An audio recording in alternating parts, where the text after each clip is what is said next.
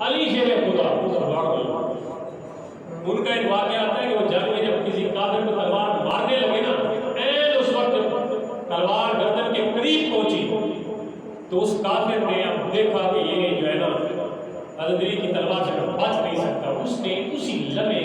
جناب شیر خدا کے چہرے مبارک پر تھوک دیا۔ اللہ اپنی ایک غلیظ حرکت کی، چہرہ پہ جب تھوکا نا تو آپ کو جب اس کی یہ حرکت آپ نے دیکھی اور آپ کے چہرے پر اس کا تھوک پہنچا تو آپ نے اپنی تلوار پیچھے کر لی،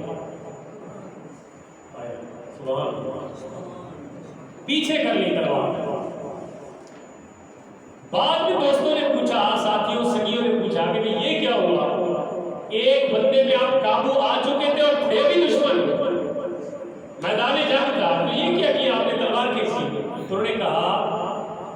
حضرت علی نے فرمایا کہ بات یہ کہ اس سے پہلے میں رضائے الہی کے لیے جہاد کر رہا تھا، اللہ کی رضا کی خاطر میں کیا کر رہا تھا؟ جہاد کر رہا تھا۔ اس کافر کو بھی میں جو مارنے لگا تھا نا وہ اپنی ذات کی خاطر نہیں بلکہ اللہ کی بارگاہ میں جہاد کے طور پہ منکر خدا کو مارنے والا تھا۔ لیکن جیسے اس نے یہ حرکت کی، اب میری خود جو میری انا ہے، میری ذات ہے، وہ انوالو ہو گئی کہ اس نے مجھے تکلیف پہنچا دی، میرے ساتھ کچھ برائی کر دی، تو اب اگر میں مارتا ہوں تو اللہ کی رضا کے ساتھ کہیں یہ بات بھی شامل نہ ہو جاتی کہ علی نے اپنا بدلہ لیا۔ اللہ، علی نے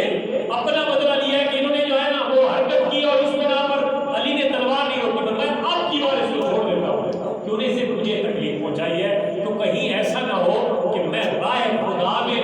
جو جہاد کر رہا ہوں اس میں کوئی تھوڑی سی بھی ایسی کمی کجی آ جائے تو اس میں علی کی اپنی انا اور ذات شامل ہو جائے،